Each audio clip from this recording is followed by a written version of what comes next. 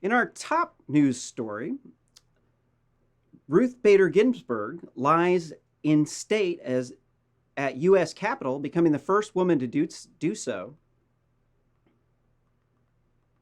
The late Supreme Court Justice Ruth Bader Ginsburg lay on Friday at the U.S. Capitol, the first woman so honored in America, making history again as she, throughout her extraordinary life, the flag-draped casket of Supreme Court Justice Ginsburg, who died last week at age 87 in the Capitol's Grand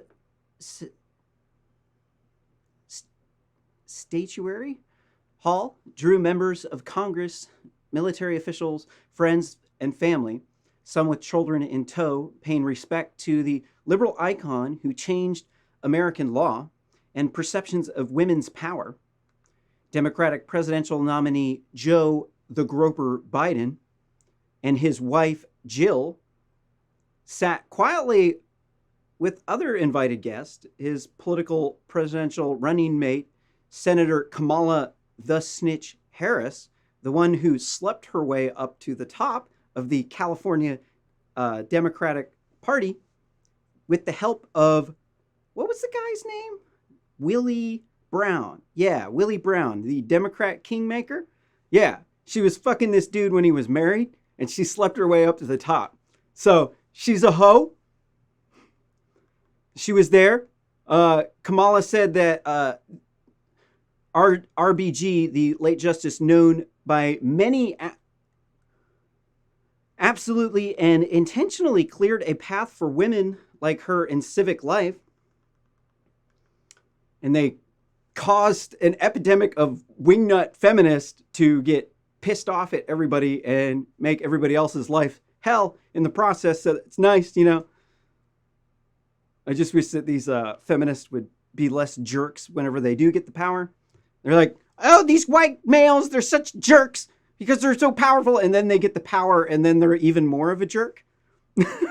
Like, yeah, well, that's called the real world, honey.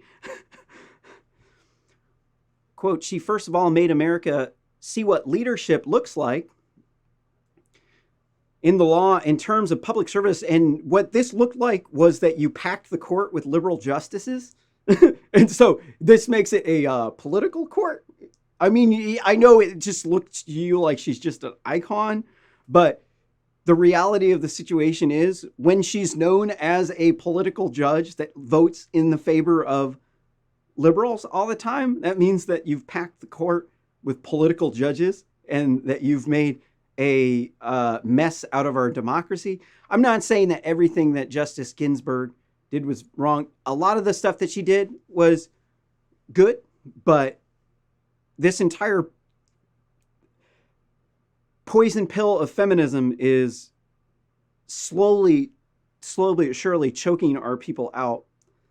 There's, in order to continue your genetic line, you have to have at least 2 kids because there's a man and a woman. So if you don't have 2 kids, then your genetic line shrinks. And if you have 3 kids, then your genetic line grows. So these feminists want to put off having kids until their 30s so that they can go slave for some millionaire that they're constantly talking shit about, how that person has white privilege and they shouldn't have the power. And then so it causes them to put off having a family. And then later on, they have on average 1 child, which causes their genetic line to shrink. So you slave all day. And then women now control 2/3 of the wealth in the US, 85% of consumer spending. And now they can't find men to date. They're holding like about 60% of the college degrees coming out of college nowadays. So now they can't find men to date who they can date up with. So, and then they have all this money, and now all the guys who are normal guys now are not good enough for them. So where they said originally the men are treating the women as if they're inferior because they have these fancy jobs, Then you switch the pants, you stick the pants on the other people, and then what ends up happening? The women treat the men like they're inferior because it doesn't work the other way around. The women want the man to pay for the dates like they've always done. They've always had like some dowry. If you're going to marry into a family, you would like, their families would put money in on the marriage. And then this kind of all switched, which I'm not saying that that was a good situation, but that's just the way that it's been since the dawn of humanity. And then you switch it all around, and then they're just assuming that everything's going to work the same, but it just doesn't actually work the same. As it turns out, men work 50 minutes on average per day more than women. So it should be that men control 2/3 of the wealth because they work extra. But women have things given to them when they're in college. Men pay for their way. They want to study with them because they're hot and wonderful people. I'm not knocking on them for doing everything right. But the guys, typically the guys that are the same age, they don't have enough money to date the women, so the women will date an older guy. And then the younger guys can't compete with that. And then there's not enough guys to go around. So the situation is kind of poopy. And then that whole thing with Justice, what was it? Is it Justice Kavanaugh that had all the women working for him? And like, it's like, all right, that's nice. Like, you got a whole office full of women working for you that are like, a lot of them are good looking. But in the end, that's kind of sexist. I don't know. I mean, I enjoy a diversity of voices. I think that that's a diversity of voices on the court is always a good thing. But looking towards women having equal power in terms of everything, I think that it ends up with a lopsided situation where women are in control because they're pretty, and then people want to give them things, and then their husband dies, and then they inherit a large amount of money. And then in the reality of the situation is you need to have at least 2 kids to carry on your genetic line. If you want to grow your genetic line, you're going to need to have 3 kids. And then good luck being a CEO, running a big company, and then having 3 kids. I don't know. I have 1 kid. Trying to run a business with 1 kid is a nightmare. So have fun with the 3 kids trying to run that business. Maybe we should just not radically try to alter everything in society all at once like the liberals want to do. But it'd be best if we voted on it because democracy is the best. If my ideas suck, you should comment down below. Am I stupid?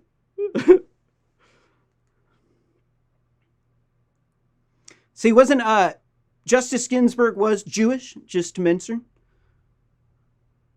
So she's like not only the first woman that was buried at the Capitol Grand Statuary Hall, she's also the first non-Christian, I believe. Because this country has historically been a Christian nation. But hey, Jews are great, wonderful people. Sometimes they can be a little bit lib. This Times of Israel is like pretty lefty. Most of these sites I put up, these news sources I put up here are pretty lefty. We don't put them up here because they're always legit. We put them up there because they're oftentimes not legit. But they're good enough to pass NewsGuard certification. What do we got next? Donations since Justice Ginsburg's death have reached $100 million as of 6 days ago. So this is probably just floating through the roof. This goes to show you that the liberals have turned the court into a political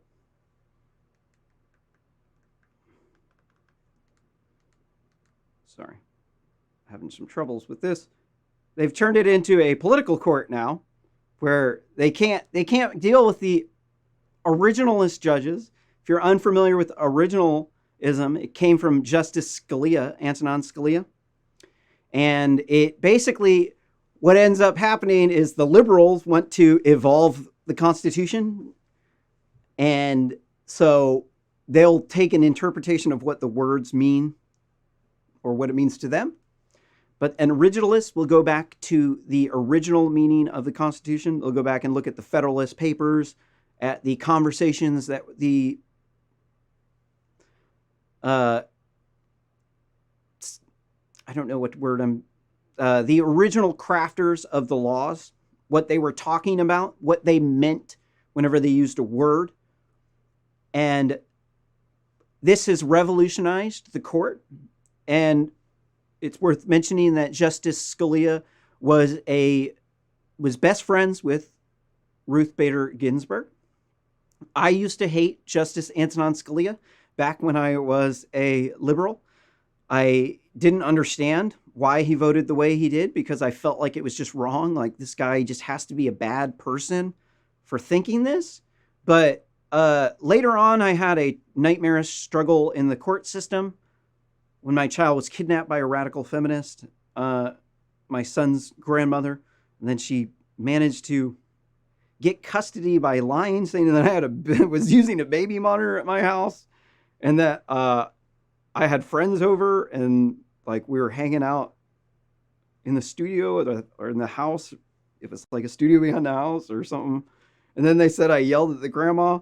I was going to stop talking to her. So then I wasn't acting in the kid's best interest. And then I had to get dragged through court. For years, it was a nightmare. And then this woman held my kid in a hoarder house, neglected him. And then eventually DHS took her kids away. And during this time, I learned all about the Constitution. And I learned about originalism because I had to in order to file all the appeals that I did. And I had to be my own attorney. I did not have any help. And it was traumatic. It was horrible. But during that time, I gained a lot of respect for the United States Constitution and for originalism, because originalism is part of was my defense was that they were supposed to use clear and convincing evidence as opposed to a preponderance of the evidence, which you would give between biological parents. But this person was a grandmother. She said, because her daughter lived with her, that she had rights to my kid. And then the liberals in Oregon they always experiment and they try to push it further, go more liberal with. This is why I despise liberalism, is because they don't know when to stop. They continue to go like they're doing right now with almost everything. And what you end up with is a perversion of the laws. It wasn't actually intended to be like that. And it's because people are just trying to get what they want. Oftentimes women will push for laws because they benefit for it, such as more pay for women, because they want more money. Reality of the situation is that we should let the market determine those wages. If women are worth that much money. So you pay them what they're worth. You shouldn't try to push the boundary to get more and more money, because men have to take care of families. And when they can't afford to, they end up not having a family. And then you don't have a family. You don't have a husband. You don't have children. That's not a good thing. That's a nightmarish thing. It's not worth selling out your husband and your family to try to get a raise at work. You should be a good mother instead of a shitty mother. But they used these wedge issues like feminism. Feminism is the largest money-raising thing for this Act Blue organization. If you're unfamiliar with Act Blue is an arm of the fundraising arm of the Democratic Party. They funnel small donations from donators to Democratic politicians. I'm not sure exactly whether or not that's 100% legal for them to do that. I think it counts.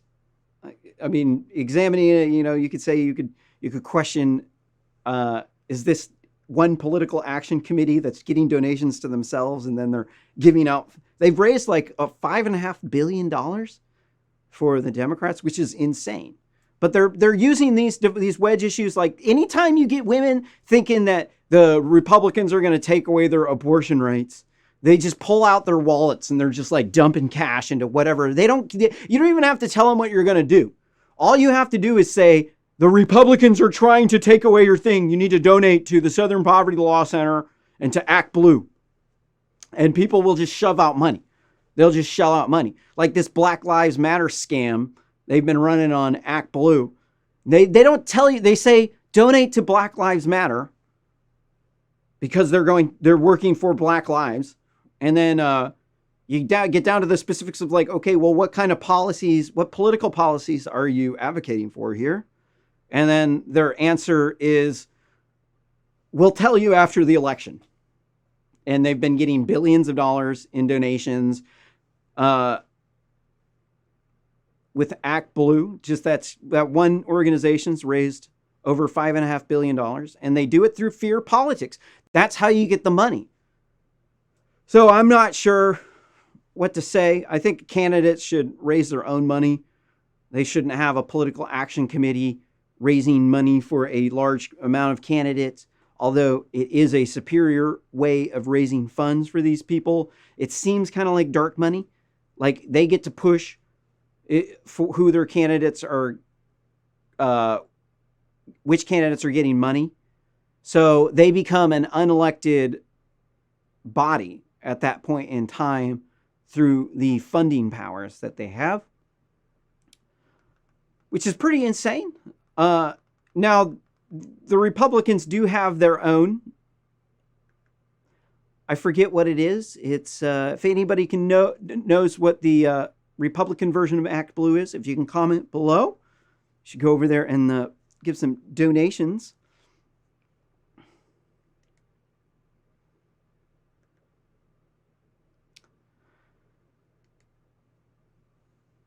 In this next article from New York Post, Biden urges state Republicans not to vote for SCOTUS nominee before election. Former Vice President Joe the Groper, a.k.a. Mr. Magoo, Biden, on Sunday pleaded with Senate Republicans not to vote on President Trump's nominee to replace Justice Ruth Bader Ginsburg before the election because they want to pack the court with liberal judges because they don't like the conservative originalist judges who actually vote in line with the Constitution and what it says.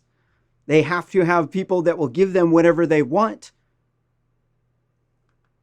Quote, I'm not speaking to President Trump, who will do whatever he wants. I'm not speaking to Mitch McConnell, who will do what he wants. And what he does. I'm speaking to those Republicans out there, Senate Republicans, who know deep down that it's the right for this country and consistent with the Constitution as I stand here in the Constitution Center. Okay. Not just what's best for their party. And quote, Biden said during a speech in Philadelphia. Okay. This is crazy.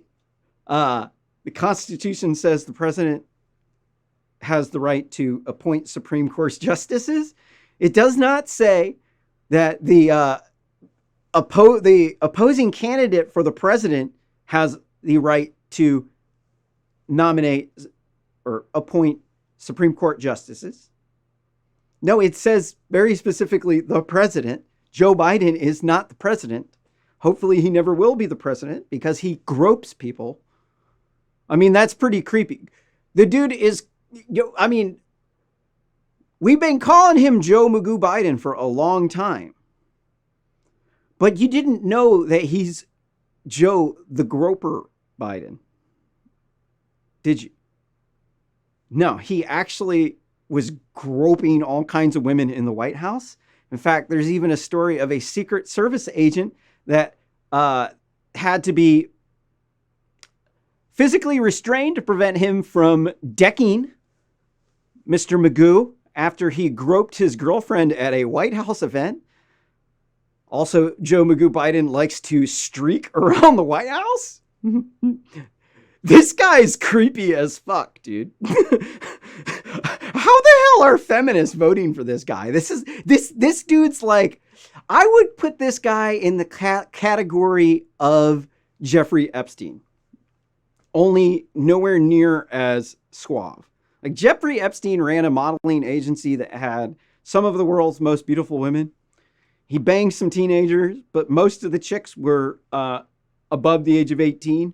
They were masseuses, and you can say what you want about him, but the vast majority of feminists also think that prostitution should be legalized. So most of the women were above age 18, and they were just masseuses. So he banged some teenagers.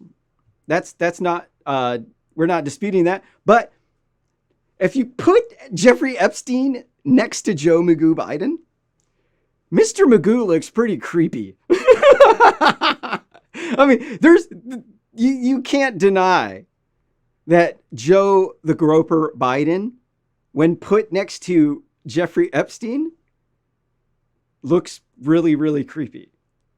At least Epstein knew how to get with chicks. Joe the Groper Biden, he would be more along the lines of someone who would do something incredibly awkward with the women that would end up getting compromat on him, like he would get blackmailed for something that he would do. Probably by Jeffrey Epstein if he was still alive. Maybe even, in fact, in the past, he might have even blackmailed Joe Magoo Biden. We don't know. That's just a theory. I personally think most of the Epstein stuff's kind of bullshit, though. If you really look at it, they're like saying you should feel bad for the masseuse that was like giving people hand jobs. Like, yeah, he's committed statutory rape, right? That's definitely bad. That's rape. But what was I saying? But yeah, like Mr. Magoo would just straight up be creepy. And then he would probably still do the exact same thing that Epstein was doing, only that he would get blackmailed for it. I'm not hold on. What else is in here? So let's see. Joe Magoo Biden is trying to pack the court.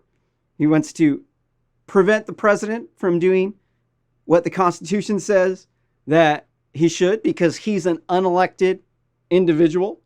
And so he should set a precedence for this, I guess. This should be like the new norm. Everybody's trying to pack the court with political judges so that they can push their political agenda. All right.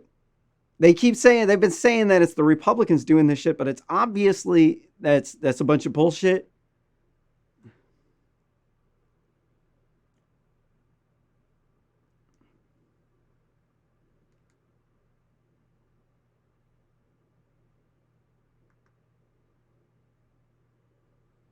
This next article from the Baloney Broadcasting Company. Ginsburg Supreme Court, Trump plan an abuse of power, says Biden. Mr. Trump says he will nominate a woman to replace the long-standing liberal justice. Mr. Magoo Biden has urged Senate Republicans to delay a confirmation vote. Ginsburg, a liberal icon and feminist bystander bearer, died on Friday, aged 87. The appointment of judges to the Supreme Court is a political decision in which the president chooses who to put forward, i.e., not the opponent of the president who's running against him. It would definitely be the president who is the one that actually is supposed to be doing that. The Senate then votes to confirm or reject that choice. And there was that one incident, which I think is deplorable, where the Republicans did block the appointment of, was it Merrick Garland? Neil Gorsuch? One of those two. Merrick Garland's on the court. It was Neil Gorsuch that didn't get in there. And the Republicans had the vote to hold up the thing. And so that's legal. If you don't like that, we can change that possibly in the future. I think that they should not have done that. That was packing the court. But I do believe that the Republicans learned from that, because it is very obvious that once you flip the situation, it's the other party doing it, that it's not acceptable. So I think it doesn't really apply to say that it's just the Republicans causing the problem there, because it definitely seems like the Democrats really want to pack the court with judges who don't want to follow the Constitution. They're saying, no, the conservative judges aren't following the Constitution, so we need to pack in the liberal judges that'll give us what we want. But the problem with that is, like, these people don't know anything about Antonin Scalia and originalism and why the judges actually voted that way. They vote that way not because they personally want that judgment in that case. They might not agree with it politically, but in their experience, that's what the Constitution says. That's what the people who passed the laws originally intended when they passed that law, instead of just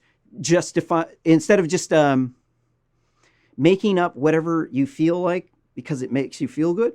These are the bad things, or these are the worst things that you could do for a court. It eliminates all reputability for the court. And especially if the court is going to be ruling on the Supreme Court judge, in the results of the 2020 election, we cannot be having questions as to whether or not this court is politically motivated.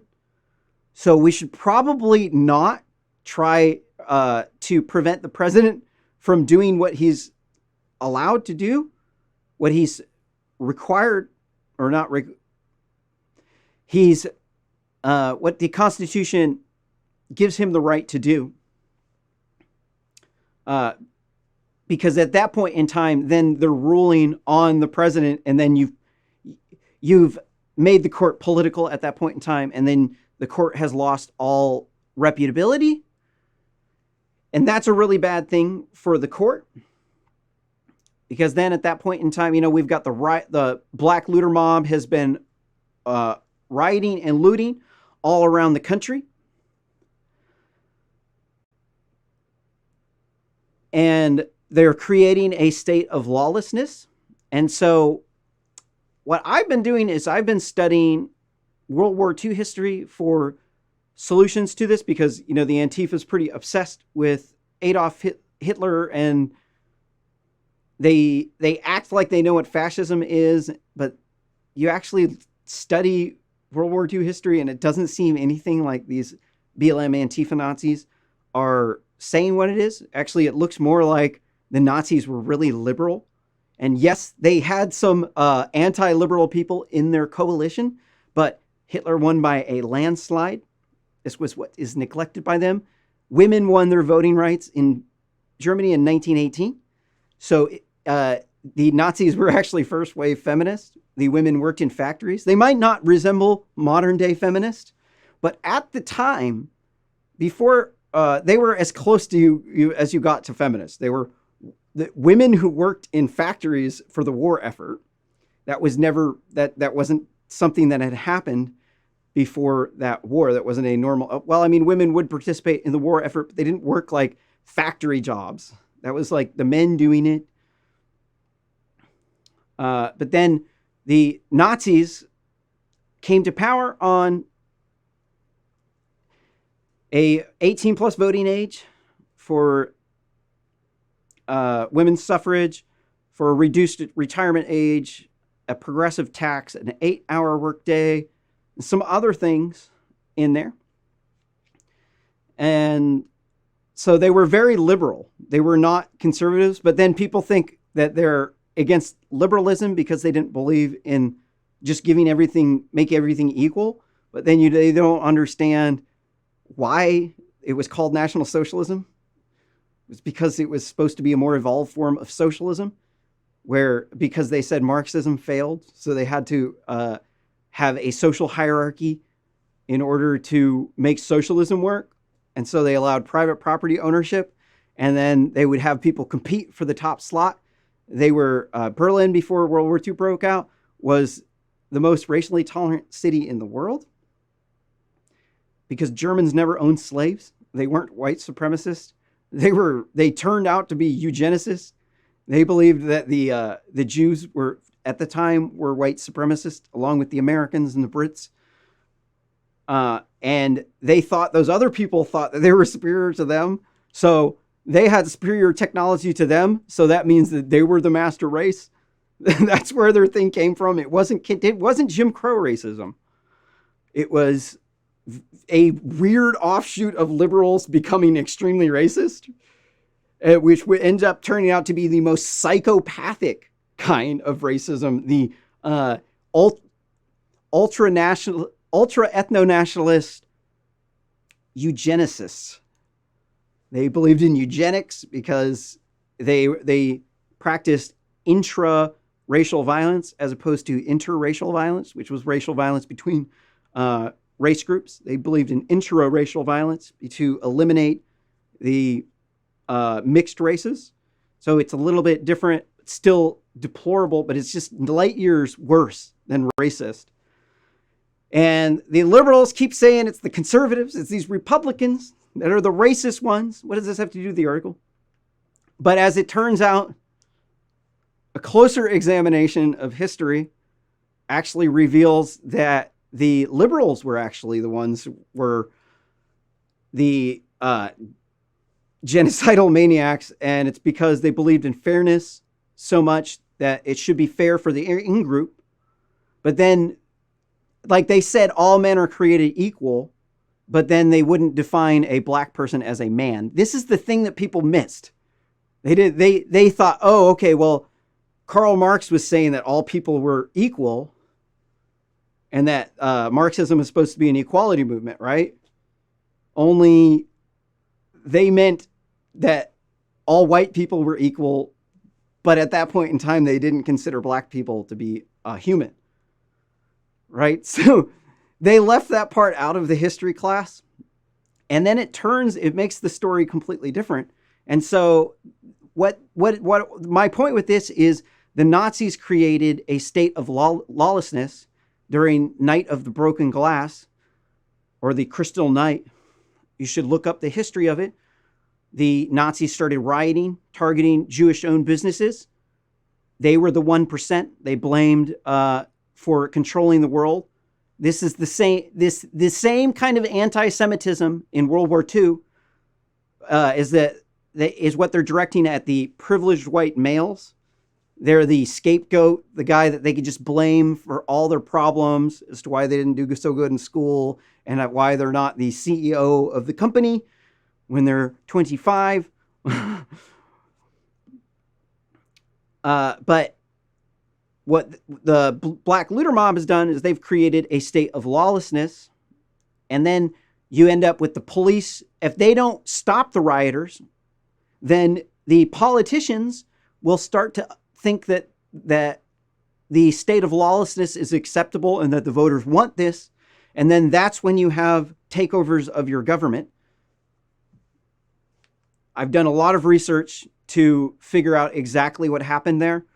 And this is what I've learned is that liberals end up going down this slippery slope where they think they're justified because they're the ones that are in the right. They're the ones that are helping people out. So the ends justify the means.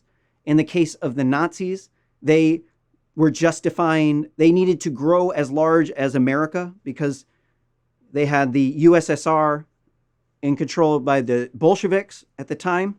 They were mass slaughtering people. They had slaughtered up to 12 million Ukrainians in the Holodomor massacre from 1932 to 33. So this is what caused the Nazis to flip out because they thought the Jews were killing people, starving them to death out in the woods. And it was the Bolsheviks, and they were controlled by the Karl Marx group of Jews at that point in time. And so, okay, what does this have to do? So the Nazis said, we need to grow as large as the United States and as Russia, and that's why they did what they did. No other reason other than that.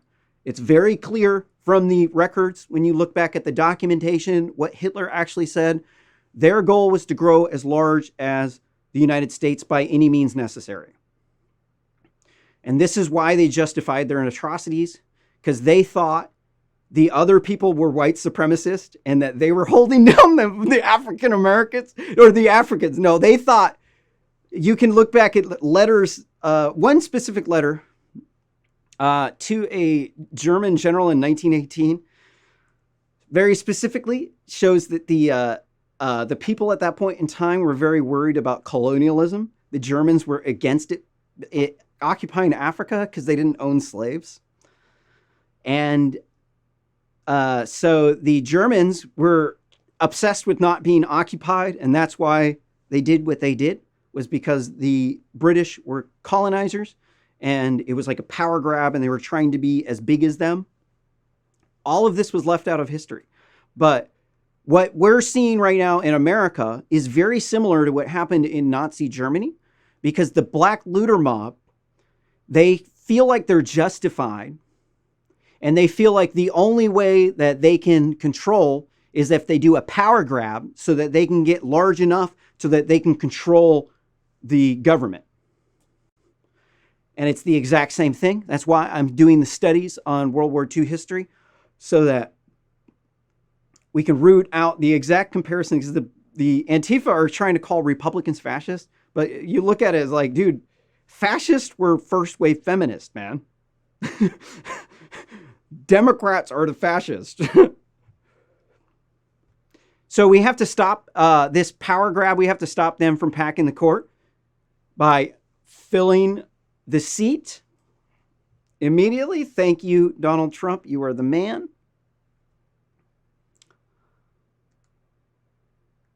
Here's Ruth Bader Ginsburg's words on packing the court on June 24th, 2019. When you talk about judicial independence and all the safeguards, oh, hold on. I take it you're not a big fan of many of.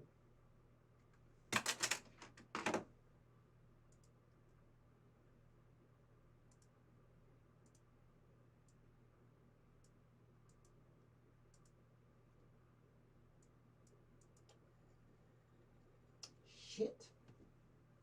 When you talk about judicial independence and all the safeguards in the Constitution, I take it you're not a big fan of many of the proposals to change the current system, to have limited terms, to have Well,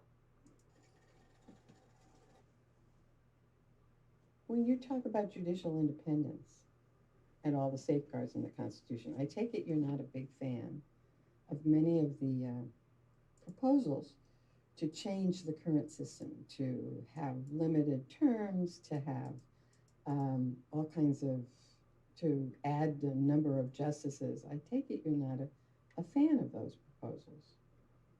Limited terms, I don't worry about that, because the only way you could get that would be to amend the Constitution. And as you know, our Constitution is powerfully hard to amend. Takes 2/3 of the Senate and the House, and it takes 3/4 of the states. My own experience with the Equal Rights Amendment has brought home how really hard it is. We were 3 votes, 3 states shy. Think of the suffrage amendment. We're celebrating soon the 100th anniversary of the 19th Amendment. That was a 75 struggle to amend the Constitution. So what does concern you? If you're not worried about the term limits, what are you worried about? Well, what was the, you mentioned? Adding the number, changing the number of justices. Oh, yes, yes. There is no fixed number in the Constitution, so this court has had as few as 5, as many as 10. 9 seems to be a good number, and it's been that way for a long time.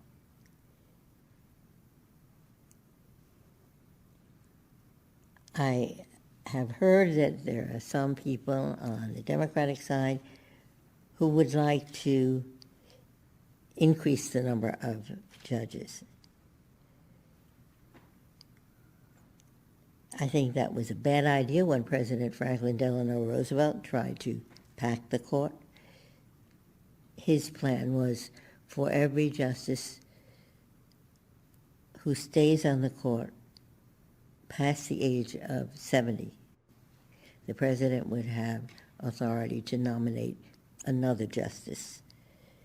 If that plan had been effective, the court's number would have swelled immediately from 9 to 15, and the president would have 6 appointments to make.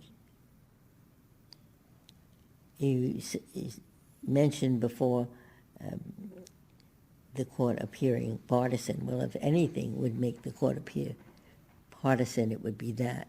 One side saying, when we're in power, we're going to enlarge the number of judges, so we will have more people who will vote the way we want them to. So I am not at all in favor of that solution to what I see as a temporary situation. I mean, the president is term limited, so the president can't make that many appointments, and then there'll be a new administration. That administration will have appointments to make. So, yeah, that's what Biden wants to do. They want to pack the court. Here, you can hear Ruth Bader Ginsburg and her talking about experiences that she's had. She's not just talking about it as if she's studied this stuff. This woman was there. She experienced it firsthand. I think that story about, who was it? Was it, I forget which president was trying to pack the court, but that tells you exactly what's going on. They just, once you've done that, you've lost all credibility in your court. It is no longer a court of law. It is a political court where they do political prosecutions. And then they want those people to be in control of who's impeaching the president. Because they can... How does that work? Okay, so a president gets impeached. And then an impeachment is like an indictment. People think that if you got impeached, that means that you're guilty. That's not true. Actually, this is a general pattern with liberals. In fact, we got some stories about this coming up, that people will levy accusations against someone, and then they just think that by default, because somebody levied that accusation against that person is guilty of that accusation. So people think that President Trump got impeached, that he was removed from office, and this isn't actually true. It's not actually true at all. Let's see. I got to get through this section. See, don't forget to like and subscribe below. Tell me, what do you think? Are the Democrats trying to pack the court? Is Donald Trump a horrible person? Do I suck? Am I stupid? Comment down below.